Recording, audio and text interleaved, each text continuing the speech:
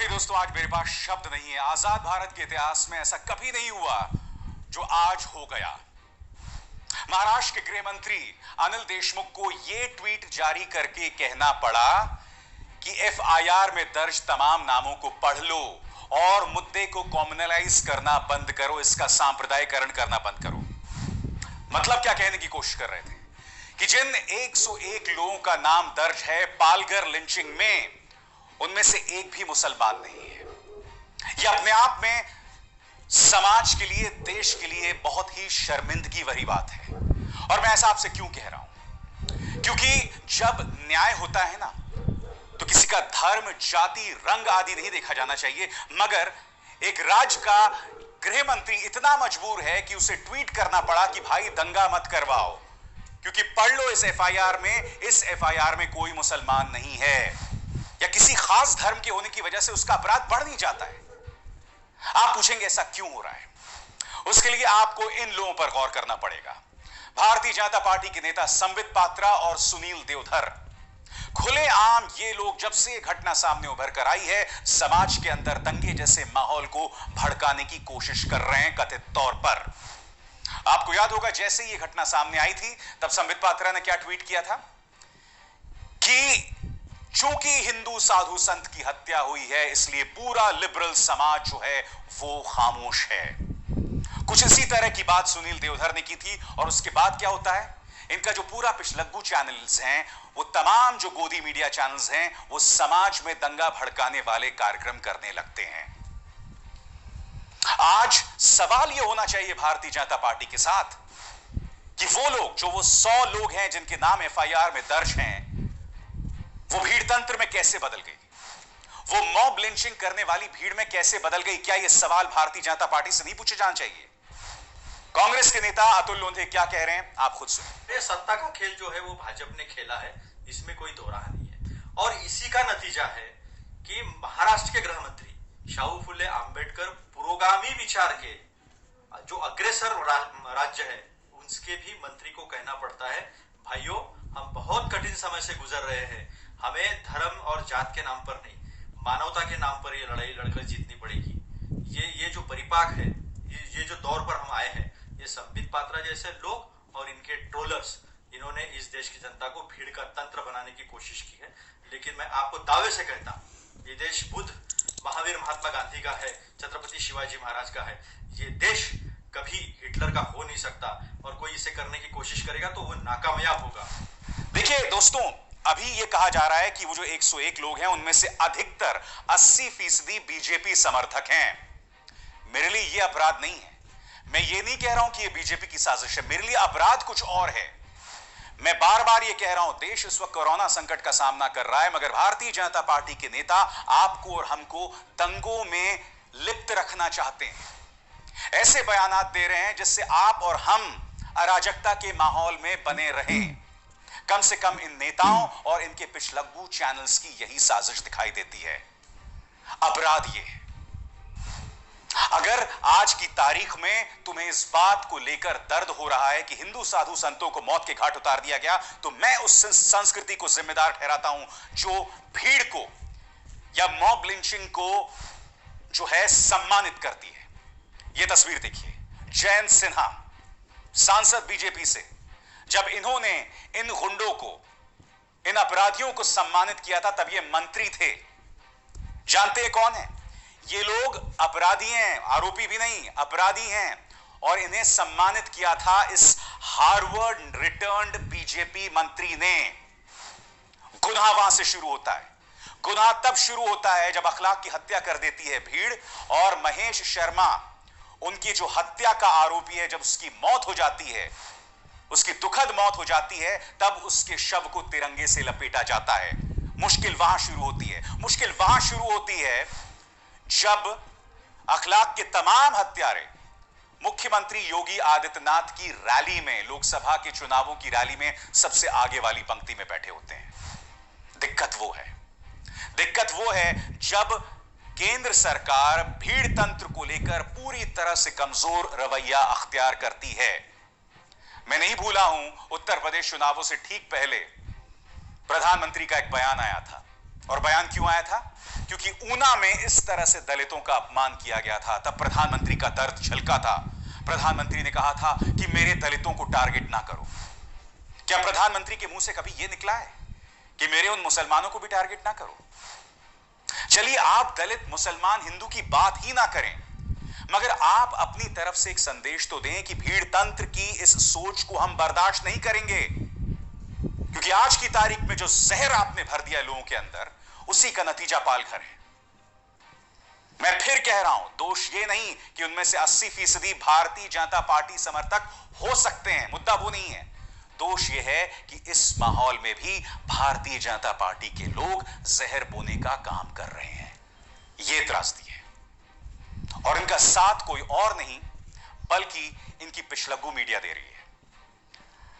मैं अब आपको एक न्यूज चैनल के एक एंकर, वो न्यूज चैनल जिनके संस्थापक राजीव चंद्रशेखर हैं, जो कि भारतीय जनता पार्टी के एक सांसद हैं, आप सुनिए ये एंकर अपने कार्यक्रम में किस तरह की आपत्तिजनक बात कांग्रेस अध्यक्ष सोनिया गांधी के बारे में बोल रहा है। अगर इस पर आप गौर करें तो सोनिया गांधी इस बात को लेकर खुश हैं कि पालघर में हिंदू साधु संतों की हत्या हो गई। सुनिए, मैं उसकी शक्ल नहीं दिखा रहा हूं, जानबूझकर नहीं दिखा रहा हूं, मगर आप इस जहरीली बोलों को सुनिए। आज वो चुप है, मन ही मन में मुझे लगता है वो खुश है। वो खुश है कि संतों को में मारा गया जहां पे उनकी सरकार है। रिपोर्ट भेजेगी वो इटली में रिपोर्ट भेजेगी। मैं बोल रहा हूं, वो इटली में रिपोर्ट भेजेगी। देखिए, जहां पे मैंने एक सरकार बना ली वहां। जी हाँ दोस्तों, हालांकि अभिसार जी ने उस पत्रकार का नाम नहीं लिया, लेकिन मैं सीधे तौर पे उस पत्रकार का नाम लेता हूँ। उस पत्रकार का नाम है अर्णव गोस्वामी, जो इस समय सोनिया गांधी के प्रति जहर उगलता हुआ आपको सुनाई दिया। आप चाहें तो रिपब्लिक टीवी पर जाकर भी देख सकते हैं। अब प्रश्न ये उठता है कि क्या अर्णव गोस्वामी इतना बेवकूफ़ है कि वो जानते हुए भी कि उसकी जो छवि है एक मीडिया कर्मी के तौर पर, वो कितनी बदनाम होगी, वो सीधे सीधे कम्युनल, सीधे सीधे सांप्रदायिक शब्दों का इस्तेमाल करता है, सीधे सीधे। तो इसका क्या अर्थ है? सीधे सीधे इस्तेमाल करने का यही अर्थ है कि उसे किसी भी तरह का डर नहीं है, अपनी छवि के बदनाम होने का भी डर नहीं है। अब ऐसा गिरा हुआ काम आदमी कब करता है? या तो आदमी ऐसा गिरा हुआ काम आदमी तभी कर सकता है जब आदमी को संरक्षण हो, या इस न्यूज़ एंकर को भुगतान किया गया हो। और भुगतान किसके द्वारा किया गया है ये भी आपको बताने की ज़रूरत नहीं है। निश्चित रूप से जो है प्रधानमंत्री के द्वारा ही भुगतान किया गया है। और एक तरफ जहां प्रधानमंत्री ये ढकोसला करते हैं कि सद्भाव की बात करते हैं, दूसरी तरफ ही प्रधानमंत्री जी ने ही ऐसे मीडिया संस्थानों को पोषित किया है। ये उन्हीं का कार्य है। क्योंकि आप देखेंगे कि इससे पहले मीडिया कर्मियों ने किस तरीके से एक नफ़रत का माहौल तैयार किया था जगह जगह। कई जगह इलाहाबाद हो चाहे सहारनपुर हो, कई झूठी खबरें दिखाई तो उनका खंडन पुलिस ने किया। हालांकि सरकार की तरफ से कोई ट्वीट नहीं आया। नरेंद्र मोदी जो सद्भावना की बात करते हैं, उनका ट्वीट क्यों नहीं आया इस पर? और किसी भी बीजेपी के अमित शाह का भी ट्वीट नहीं आया। यहाँ एक और अमित शाह जो है वो एक समाज सुधारक को गिरफ्तार करवाने में इतने ज़्यादा दिलचस्प थे कि उन्होंने उस कार्य में व्यस्त रहने के बाद, लेकिन जो शांति का माहौल बिगाड़ा जा रहा था समाचार तंत्रों के द्वारा, इन मीडिया कर्मियों के द्वारा, उस पर कोई भी बोल नहीं फूटा। तो इसका सीधे से अर्थ है कि जब ये लोग इस तरह की भाषा का इस्तेमाल करते हैं तो इनको पता है, इनको संरक्षण प्राप्त है, इनको जेड प्लस सिक्योरिटी मिली हुई है, तो इनका कोई क्या बिगाड़ेगा। और दूसरी तरफ है जो इनकी आंखों में लालच है पैसे का। अब सवाल हम लोगों से ये है कि हम क्यों इन चैनलों को देख रहे हैं? पैसा इन एंकरों की जेब में जा रहा है, हमारी जेब से पैसा जा रहा है चैनलों को देखने का। तो हमें हमारा कर्तव्य बनता है कि हम इसका बहिष्कार करें पूरी तरह से। अब ये लोग सोशल मीडिया पर भी आ गए हैं, तो सोशल मीडिया पर भी इनका बहिष्कार हो। संतों को मैं मरवा रही हूं। दोस्तों, आप जानते हैं जब मैं न्यूज चैनल में काम कर रहा था तब एक बार मेरे कार्यक्रम में तारिक पीरजादा, एक पाकिस्तानी एक्सपर्ट, इस शख्स ने प्रधानमंत्री नरेंद्र मोदी के बारे में अपशब्द कहे थे। तब मैंने अपने चैनल को कहा था कि मैं इस शख्स को कभी अपने कार्यक्रम में शामिल नहीं करूंगा, और यही नहीं, उस कार्यक्रम में संबित पात्रा भी थे, मगर संबित पात्रा से ज्यादा प्रधानमंत्री नरेंद्र मोदी की अस्मिता को मैंने डिफेंड किया था। और जानते हैं क्यों? क्योंकि प्रधानमंत्री नरेंद्र मोदी हमारे प्रधानमंत्री हैं, देश के प्रधानमंत्री हैं। उन पर उंगली उठाने का हक किसी पाकिस्तानी को तो कम से कम नहीं है, समझे? और यहां यह शख्स जहर में इस कदर सराबोर है कि एक बुजुर्ग महिला, भूल जाइए वो कांग्रेस के अध्यक्ष हैं, मैं ये कह रहा हूं, एक बुजुर्ग महिला के बारे में तुम इस तरह के मानहानि वाली बातें कह रहे हो। आज मैं तुमसे सवाल पूछना चाहता हूं, और यह सवाल सिर्फ इस पत्रकार से नहीं है, सवाल उस कांग्रेस से भी है। मैं तुमसे सवाल यह पूछना चाहता हूं कि आखिर क्यों तुम्हारे कुछ नेता इन चैनल्स में जाकर बैठ जाते हैं? क्योंकि ये एंकर्स तो लगातार जहर उगलते रहते हैं, फिर भी आपके कुछ नेता इन चैनल्स में जाकर इंटरव्यू देते हैं। क्योंकि जब यह जहर उगला जा रहा था उस वक्त कांग्रेस के जो प्रत्याशी थे लखनऊ की तरफ से, आचार्य प्रमोद कृष्णन, वो मौजूद थे और वो पूरी तरह से खामोश थे, सिर झुकाए इस कार्यक्रम को सुन रहे थे। क्या कांग्रेस को समझ आती है बात? दोस्तों, अफसोस की बात यह है कि जैसे कि आपने देखा, ये मीडिया हाउस ही नहीं, कई और मीडिया हाउसेस जो हैं वो लगातार पालघर में कहीं ना कहीं सांप्रदायिकरण करने की कोशिश तो कर ही रहे थे, उसको ज्वलंत बना रहे थे और समाज में एक अराजकता जैसा माहौल पैदा करने की कोशिश कर रहे थे। अब मैं आपको बताना चाहता हूं कि इसी चैनल के इसी एंकर ने जब बांद्रा में गरीब मजदूरों की भीड़ जमा हुई थी जो वापस जाना चाहते थे अपने घर बिहार, उत्तर प्रदेश, तब इन्होंने कहा था कि ये जो लोग भीड़ जमा हुई है ना, ये भाड़े के हैं, ये सिर्फ एक्टर्स हैं, अभिनेता हैं। आज की तारीख में एक पॉलिटिकल पार्टी के एजेंडे को आगे करने के लिए ये लोग गरीबों को भी गाली दे रहे हैं। कांग्रेस अध्यक्ष सोनिया गांधी को तुम गाली दे रहे हो तो हो सकता है कि तुम्हें सुपारी मिली हो किसी की तरफ से, वो एक अलग मुद्दा है, मगर सवाल ये कि कम से कम गरीबों को तो बख्श दो। बताओ, गरीबों को तो बख्श दो। तुम अपनी नफरत में एक पॉलिटिकल पार्टी की सुपारी लेने के चक्कर में तुम तमाम हदों को पार कर दोगे।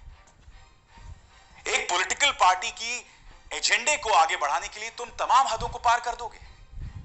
और आज मैं एक और नया सवाल आपके सामने रख रहा हूं जिसका जिक्र मैंने एक बार पहले किया था। मैं ये पूछना चाहता हूं, जैसे मैंने पूछा कि वहां पर कांग्रेस के नेता क्यों जाते हैं ऐसे कार्यक्रमों में, मैं ये भी पूछना चाहता हूं कि ऐसे शोज में आखिर कुछ लोग, कुछ मुसलमान धर्म गुरु बनकर आखिर क्यों पहुंच जाते हैं? आप जानते हैं ट्विटर पर एक ट्रेंड जो है इस वक्त चल रहा है, रेंटल मुल्ला, यानी कि 5-5 हजार में कुछ मौलाना धर्म गुरु का भेष धरकर इन चैनल्स में बैठ जाते हैं। मैं रेंटल मुल्ला तो नहीं कहूंगा, मगर मैं इन्हें टीवी मौलाना कहूंगा। मैं आपको बताना चाहता हूं दोस्तों, मैं जानना चाहता हूं कि जो न्यूज चैनल एक समुदाय को लगातार टारगेट करता रहता है, वहां पर इन मौलानाओं को जाने की क्या जरूरत है सिर्फ 5,000 रुपए के लिए? क्या आप जानते हैं इन्हें 1 घंटे में गालियां सुनने के लिए जो जाते हैं, इन्हें 5,000 रुपए मिलते हैं, उससे ज्यादा नहीं मिलते हैं। मैं कहता हूं कि अगर आपकी रोजी रोटी भी इन 5,000 रुपए से चलती है तो भाई आप क्राउड फंडिंग करके बात करो लोगों से। ये किस तरह की सोच है मैं ये जानना चाहता हूं कि ये लोग इस नफरती एजेंडे को आगे क्यों बढ़ा रहे हैं। मैं आपको एक मिसाल देता हूं। कुछ दिनों पहले एक मिसाल सामने उभर कर आई थी कि एक मुस्लिम लड़की गीता के श्लोक पढ़ रही थी, और यकीन मानिए दोस्तों, जब वो लड़की गीता के श्लोक पढ़ रही थी ना, तो बहुत खूबसूरत लग रहा था। अब एक न्यूज चैनल ने क्या चालाकी की, उस लड़की को बिठा दिया स्टूडियो में और उसके सामने 2 लंबी लंबी दाढ़ी वाले मौलाना बिठा दिए, और उस पूरे 1 घंटे के कार्यक्रम में वो मासूम लड़की तो गीता के श्लोक पढ़ रही थी और वो दो मौलाना जो हैं बोल रहे थे देखिए हमारे इस्लाम में अलाउड नहीं है, ये नहीं है, फलाना ढिमकाना। अब आप सोचिए ये तस्वीर जब दिखाई जाती है तो इसका क्या फर्क पड़ता है आम जनमानस पर। उन दो मौलानाओं को वहां जाने की क्या जरूरत थी? यही तो एक खूबसूरती है ना इस देश की, जहां मुसलमान गीता के श्लोक पढ़ सकता है, जहां एपीजे अब्दुल कलाम को हम अपने माथे पर, हम सराखों पे बिठाते हैं, जहां आज की तारीख के 3 बड़े सुपरस्टार्स तीनों मुसलमान हैं। यही तो खूबसूरती है ना इस देश की। क्या ये टीवी के मौलाना इस बात को नहीं समझते हैं? आखिर क्यों चंद रुपयों के लिए तुम उन न्यूज चैनल्स पर जाके बैठ जाते हो और पूरे कौम को बदनाम करते हो? मैं आज इसलिए बता रहा हूं क्योंकि इन्हीं न्यूज चैनल्स पर जब पालघर लिंचिंग को हिंदू मुस्लिम बनाने की कोशिश की जा रही थी, ये टीवी मौलाना वहां जाकर बैठ जाते हैं। आखिर क्यों? ये आपकी जिम्मेदारी है। अगर आप इनके परिवार के सदस्य हैं तो इनसे बोलिए कि ऐसा शर्मनाक काम न करें, क्योंकि इसके जरिए सिवाय। जी हाँ, अब आप खुद सोचिए कि अगर 1 घंटे बोलने का 5,000 रुपया मिल सकता है तो जी न्यूज़ के स्टूडियो में थप्पड़ खाने का कितना मिला होगा? समाज के अंदर दोहराव पैदा करने के और कुछ नहीं हो रहा है, सिवाय मुसलमानों की बदनामी के कुछ नहीं हो रही है इसके जरिए। और अंत में सवाल मैं प्रधानमंत्री से भी करना चाहता हूं। प्रधानमंत्री, हाथ जोड़कर मेरी प्रार्थना है आपसे, इन चैनल्स के जहर पर लगाम लगाइए। मैं जानता हूं कि योगी आदित्यनाथ की उत्तर प्रदेश पुलिस ने कई न्यूज चैनल्स के जहर का पर्दाफाश किया है, मगर इनके खिलाफ एफआईआर दर्ज की जाए इस जहर को फैलाने के लिए। हाथ जोड़कर मेरी प्रार्थना है, क्योंकि आप जानते हैं इस सब का असर अंतर्राष्ट्रीय तौर पर पड़ रहा है। आप क्या चाहते हैं? आप क्या चाहते हैं कि गल्फ में जो लाखों भारतीय काम करते हैं, क्या वो वापस भारत आ जाएं? क्या आप जानते हैं कि ओमान की तरफ से, कतर की तरफ से, सऊदी अरब की तरफ से, यूनाइटेड अरब एमिरेट्स की तरफ से, सभी तरफ से कठोर तेवर अपनाए जा रहे हैं वहां के हुक्मरानों द्वारा। क्यों? क्योंकि वहां पर जो भक्त बसे हुए हैं ना, यानी कि बीजेपी के जो कट्टर समर्थक हैं, वो वहां बैठे बैठे मुस्लिम विरोधी बयान देते हैं, जहरीले बयान देते हैं, और अब उन पर कार्रवाई की जा रही है। मैं आपसे हाथ जोड़कर प्रार्थना करता हूं प्रधानमंत्री, मैं जानता हूं कि आपको ही नहीं, संयुक्त अरब अमीरात में हमारे जो एम्बेसडर हैं, जो हमारे ओमान में एम्बेसडर हैं, सबको बयान देना पड़ा। यहां तक कि हमारे माइनॉरिटी अफेयर्स मिनिस्टर इन सज्जन मुख्तार अब्बास नकवी को भी बयान देना पड़ा कि भारत जो है मुसलमानों के लिए स्वर्ग है। मैं नहीं जानता हूं कौन सा स्वर्ग है। स्वर्ग भेजने की बात तो नहीं कर रहे हैं यहां। खैर वो बात अलग है, मगर जो मैं आपसे कह रहा हूं कि वक्त आ गया है कि इस तरह के जहरीले मीडिया पे कृपया लगाम लगाइए। जी हां, लगाम लगाइए। उसके अलावा कोई चारा नहीं है। देश चल नहीं पाएगा। हम मजबूत हैं, हम एक हैं, हम बिखर नहीं सकते हैं, मगर घुटनों पे चलना कोई चलना नहीं होता है। आज मैं आप सबसे हाथ जोड़कर प्रार्थना कर रहा हूं, एक पत्रकार होने के नाते नहीं, बल्कि एक इस देश के एक नागरिक होने के नाते, कि कृपया इस जहर को अपने मन, अपनी आत्मा का हिस्सा मत होने दीजिए, क्योंकि इससे कोई एक समुदाय को नुकसान नहीं पहुंचने वाला है, पूरा देश इसमें डूब जाएगा। भारतीय जनता पार्टी के ये नफरती नेता बाज आए, जिन न्यूज चैनल्स का मैं जिक्र कर रहा हूं, ये लोग बाज आए, क्योंकि जिन न्यूज चैनल्स पर ये एंकर्स काम करते हैं, तुम्हारे भी बच्चे हैं, तुम्हारे भी बच्चे स्कूल जाते हैं। आप क्या चाहते हैं? कल्पना कीजिए, आप लाइन लगाए एक सुपर स्टोर के बाहर खड़े हैं, आप अपनी रोजी रोटी के लिए गए हैं, आप चावल अनाज वगैरह लेने गए हैं, आप लोग सब खड़े हैं, और अचानक ऐसे ही जहरीले प्रोपेगेंडा के चलते वहां पर दंगे छिड़ जाएं। बताइए इसका जिम्मेदार कौन होगा? खैर, ये बात मैं अपनी हर शो में करता हूं, मुझे लगता है कि इसी पे कोई फर्क नहीं पड़ता, मगर मुझे भी वाकई इस बात का थोड़ा सा भी फर्क नहीं पड़ता कि आपके कान में जूं तक नहीं रेंग रही है, क्योंकि मैं अपनी आवाज इसी बेबाकी के साथ बुलंद करता रहूंगा।